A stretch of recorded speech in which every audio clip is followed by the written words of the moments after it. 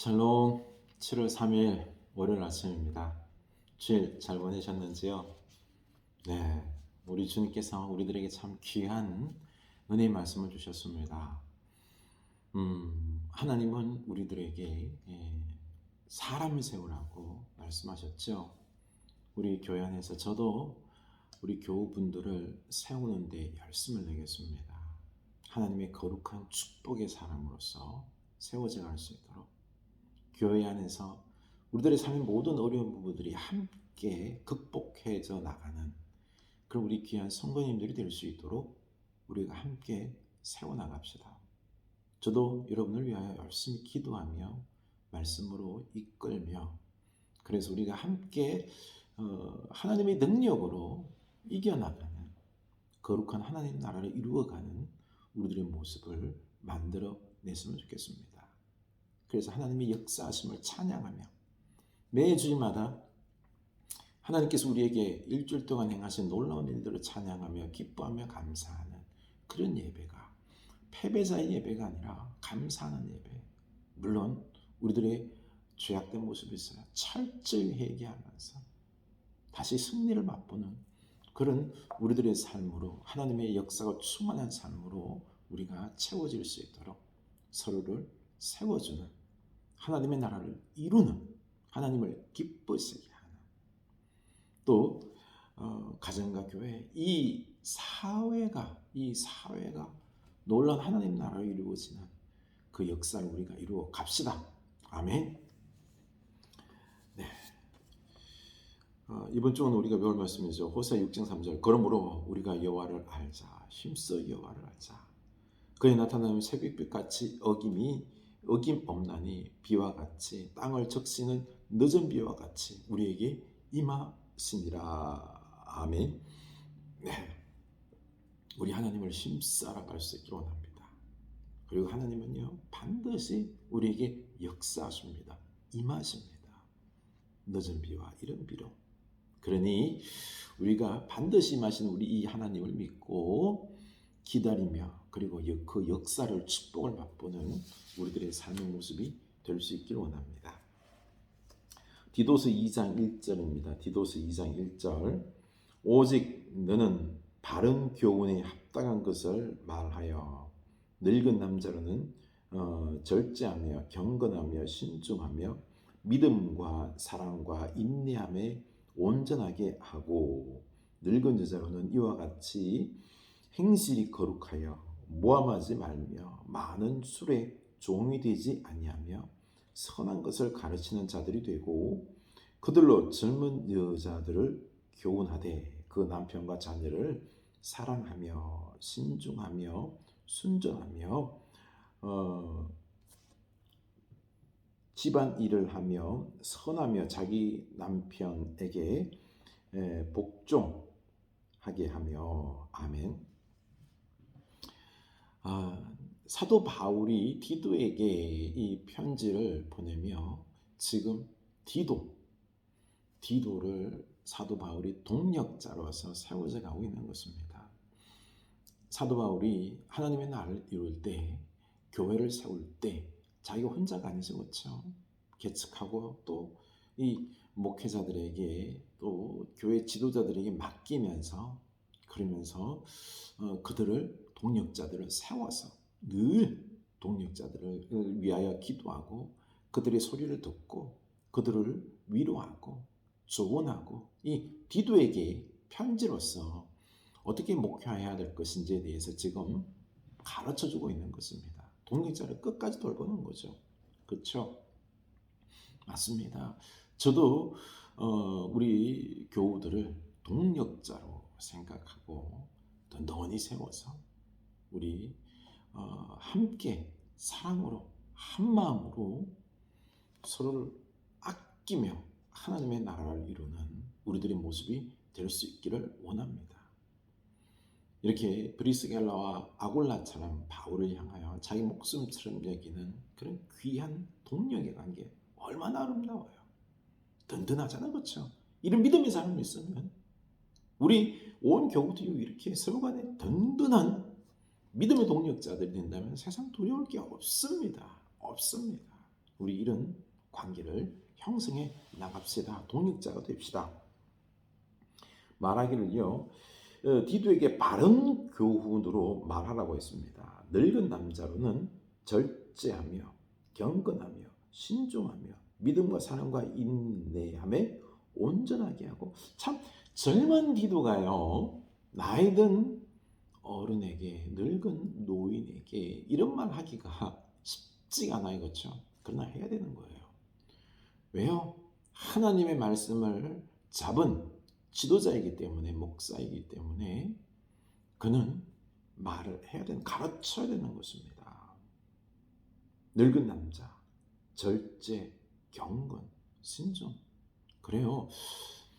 우리가 나이가 들수록이요 고집이 세질 수 있습니다. 내 생각이 참 옳다라고 생각해요. 그러다 보면은요 어떻습니까? 고집을 부리면서 절제하지 못하고 내 생각으로 다른 사람을 힘들게 하고 자꾸 고통스럽게 그 사람을 누르면서 강요하게 하는, 스트레스 받게 하는, 이게 지혜로운 하나님의 뜻이 아니라 내 고집을 끝까지 주장하는 이런 안타까움이 있는 것입니다. 그래서 절제, 경건, 신중한 게 중요한 거죠. 이걸 가르쳐야 되는 것입니다.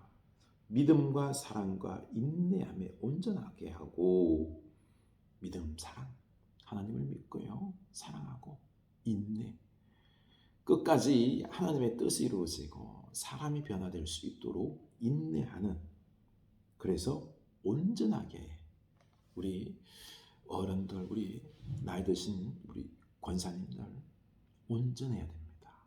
오늘 이 말씀을 내 교훈으로 담아서요 믿음과 사랑과 인내로 온전한 여러분의 모습이 될 수 있길 원합니다. 우리가 이렇게 자라가야 되는 거죠. 또 늙은 여자로는 이와 같이 행실이 거룩하여 모함하지 말며 많은 술에 종이 되지 아니하며. 참 그 당시에는요 이런 술들이 많았어요. 그렇죠? 타락한 삶 속에서 그게 일반 세상의 삶의 모습이었기 때문에 말이 많고요. 그래도 다른 사람 모함하고요. 행실이 그러다 보니 본의 안 된 거죠. 그렇죠? 이젠 그러지 말라는 거예요. 절제하라는 거죠. 그렇죠? 내 행실을 돌봐야 되는 것입니다. 거룩해야 되는 것입니다. 함부로 말을 하면서 다른 사람을 모함해서는 안 된다는 것입니다. 그래서 선한 것을 가르치는 자들이 되고, 그래요. 나이가 들어서 우리 교회 머리가 되는 어른이 된다는 것은요 가르치는 것입니다. 가르칠 때 말로 가르치는 게 아니에요. 내가 먼저 모범을 보이며 가르쳐야 되는 거죠. 우리 부모, 어른이 되는 우리 권사님들, 집사님들 모범을 보이며 우리 젊은이들을 가르쳐야 합니다. 우리 자녀들 있죠, 손주들을 가르쳐야 되는 것입니다. 말, 행동, 본이 안 되면은요 우리의 말로 가르칠 때 듣지를 않습니다. 잔소리로 듣는 거예요. 아, 그만하세요. 그만하세요. 들으려고 하지 않아요. 그렇기 때문에 우리는 더욱 우리 행동에 거룩함의 모습으로 본을 보여야 되는 거죠. 이 말씀 참 복된 말씀이에요. 우리가 이 말씀대로 살아서 본을 보이고 가르쳐야 되는 것입니다. 우리들의 자녀손들을 가르쳐야 되는 것입니다.